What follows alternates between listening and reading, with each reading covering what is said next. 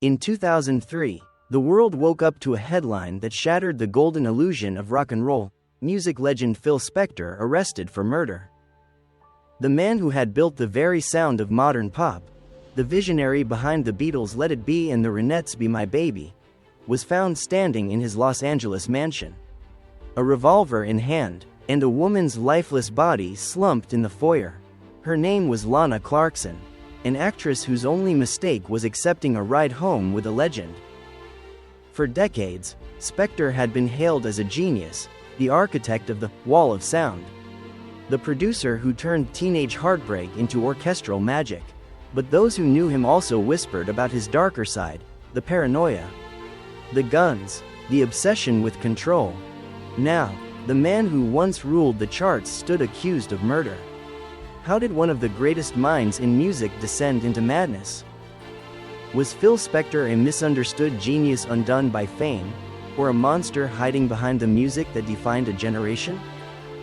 This is the story of Phil Spector, the genius who built pop's greatest sound, and then destroyed it with a single shot.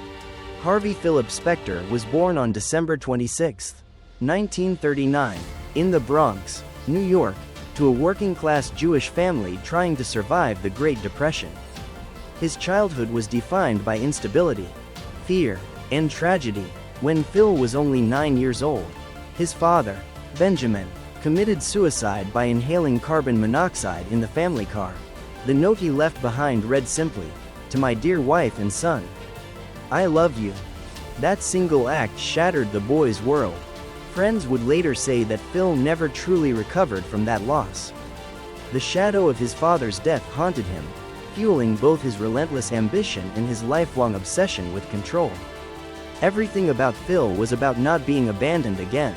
One childhood acquaintance recalled, after the suicide, Phil's mother, Bertha, moved the family to Los Angeles in search of a new start. But the move only deepened his loneliness. He was a small, shy boy with thick glasses and a nervous stutter, constantly bullied by classmates. Music became his escape, his weapon.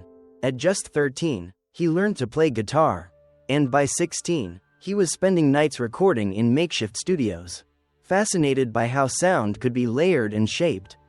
He graduated from Fairfax High School, the same school that produced legends like Herb Alpert and Jerry Leiber, and briefly attended UCLA. But what drove him wasn't academia, it was the need to be heard. To take the chaos inside him and turn it into something no one could ignore. The pain of his childhood didn't just shape his genius, it defined it. His later obsession with perfection, his paranoia, even his controlling behavior toward artists, all traced back to that terrified boy in the Bronx who had learned that love could vanish in an instant. Before he ever changed the sound of music, Phil Spector had already learned the sound of loss.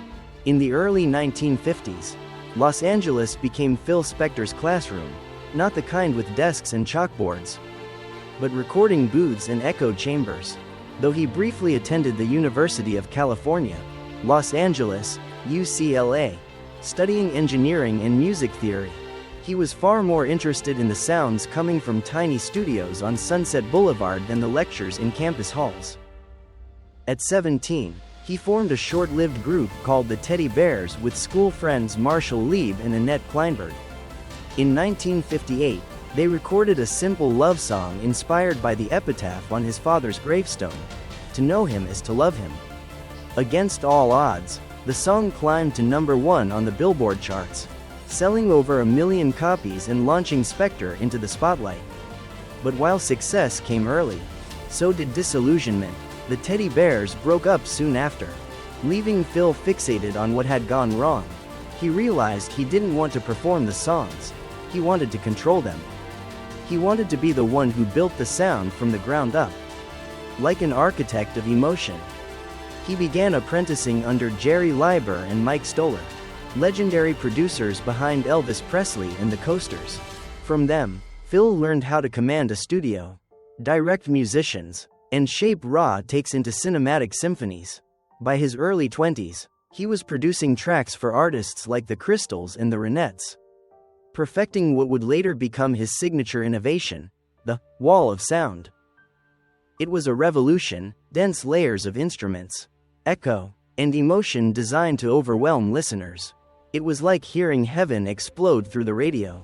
One DJ said. By 1963, Phil Spector was a millionaire, and not yet 25 years old. But behind the brilliance, the cracks were already forming. He demanded absolute control in the studio, berated musicians for the smallest mistakes, and refused to let anyone challenge him. Phil Spector wasn't just chasing perfection anymore. He was chasing power.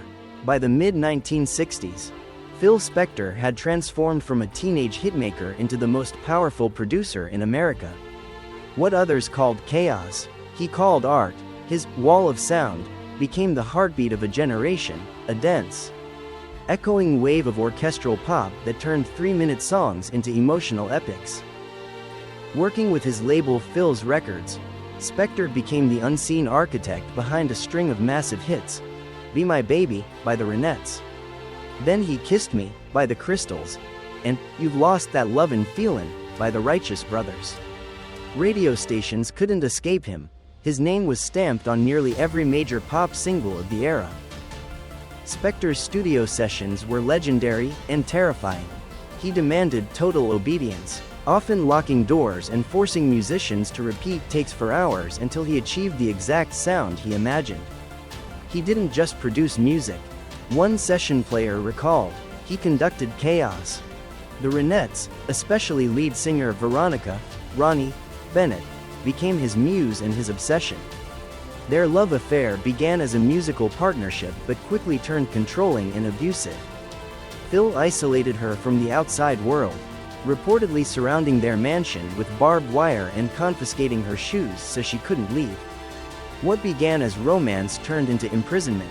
Years later, Ronnie would escape barefoot from their home, saying, "I thought he was going to kill me."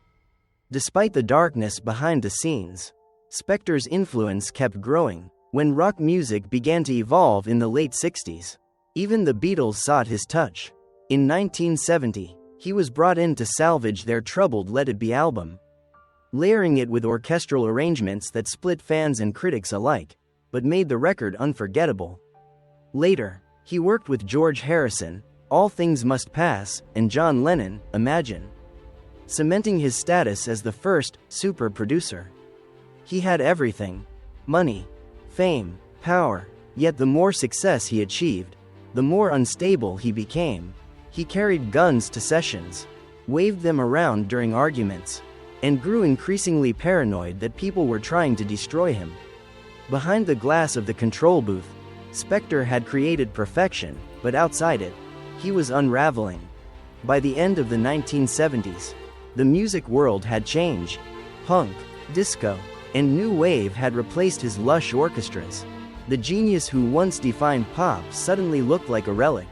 Phil Spector disappeared from the spotlight, retreating into a mansion filled with gold records, mirrors, and guns. No one knew it then, but the next time his name would dominate headlines, it wouldn't be for a hit record. Behind the wall of music, Phil Spector's private life was a symphony of control, fear, and obsession. His relationships mirrored his studio sessions. He demanded perfection, absolute loyalty, and total silence. At the center of his love life was Veronica, Ronnie, Bennett, lead singer of the Ronettes. When they met in the early 1960s, she was young, confident, and full of fire, a Bronx girl with a voice made for radio. Phil was captivated. He promised to make her a star, to protect her, to build her a life surrounded by music and love. But once she married him in 1968, that promise turned into a prison. Ronnie later described their marriage as a beautiful nightmare. Phil kept her locked inside their California mansion, surrounded by bodyguards, surveillance cameras, and barbed wire fences. She claimed he even confiscated her shoes to stop her from escaping. He played records loudly all night, drank heavily, and threatened her with guns when she disobeyed him. "I was living with a madman," she later said. "I was his possession, not his wife." In public, Spector projected an image of brilliance, the eccentric genius. In private, he was spiraling into paranoia. Friends recalled that he carried pistols in his pockets and waved them around at dinner parties, laughing while others froze in terror. Even his musical collaborators weren't safe. John Lennon and Leonard Cohen both admitted to witnessing his erratic behavior firsthand. Ronnie eventually fled barefoot in the early 1970s, escaping while Spector slept. Their divorce became one of the most infamous in the music industry.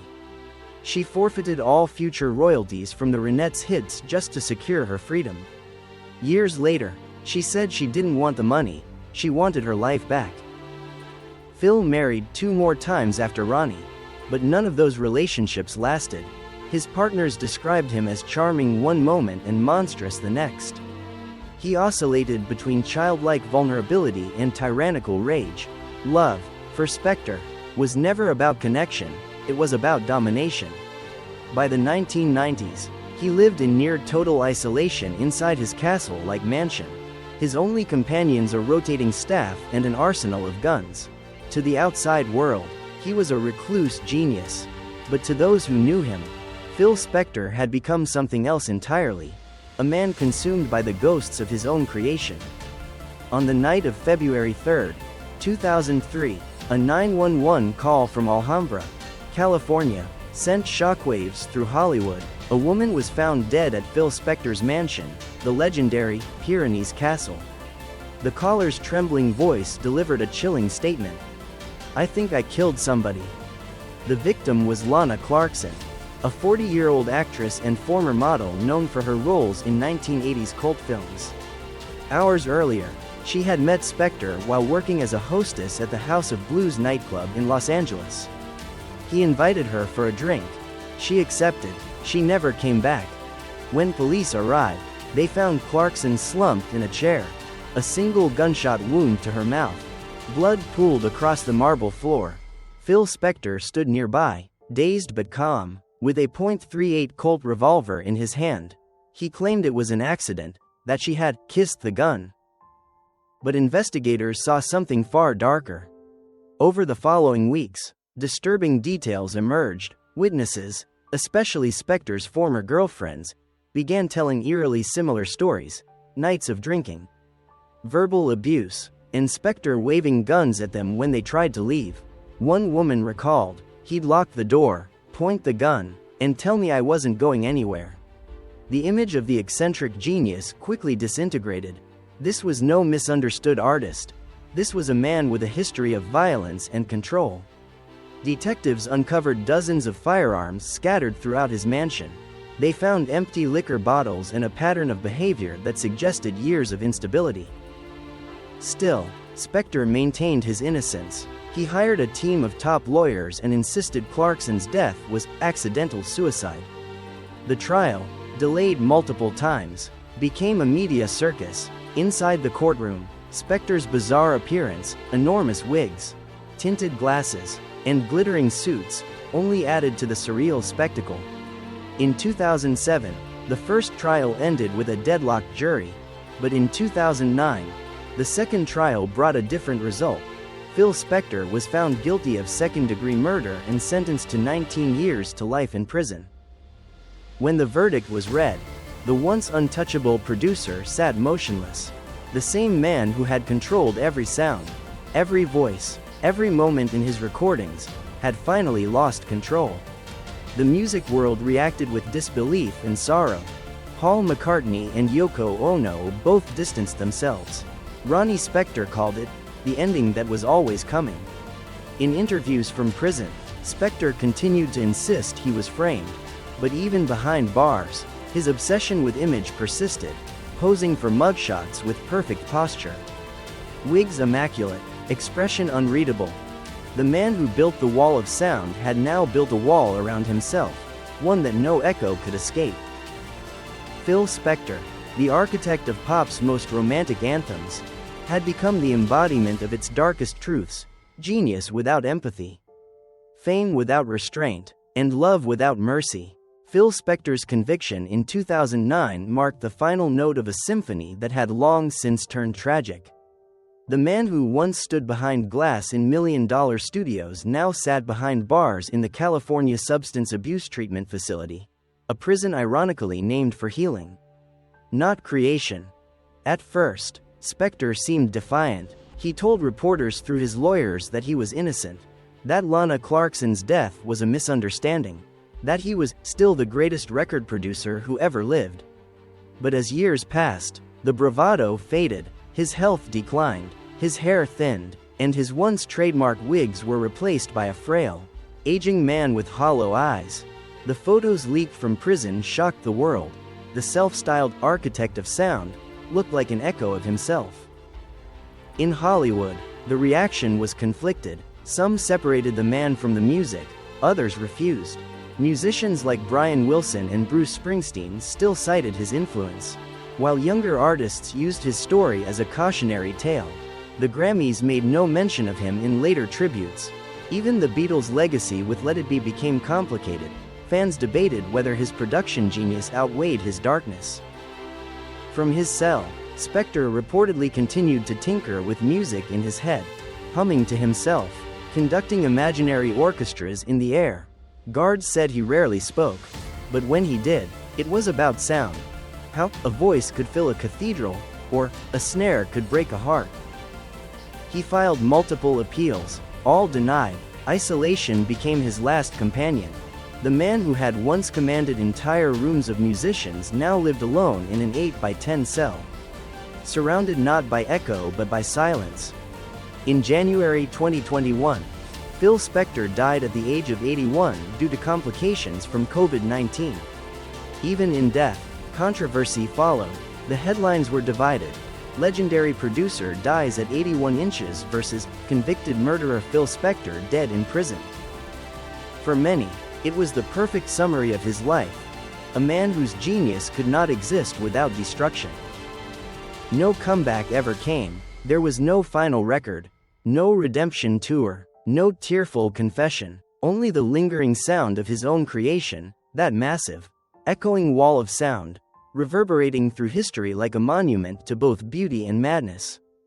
Today, Phil Spector exists not as a man, but as a contradiction, a ghost suspended between genius and madness. His name is whispered with both reverence and revulsion in the halls of music history. You can't talk about pop's golden age without invoking him, and you can't mention him without remembering the gun, the mansion, and the blood on the floor. His wall of sound still echoes through modern music, from Bohemian Rhapsody to Born to Run, from Taylor Swift's layered ballads to cinematic film scores.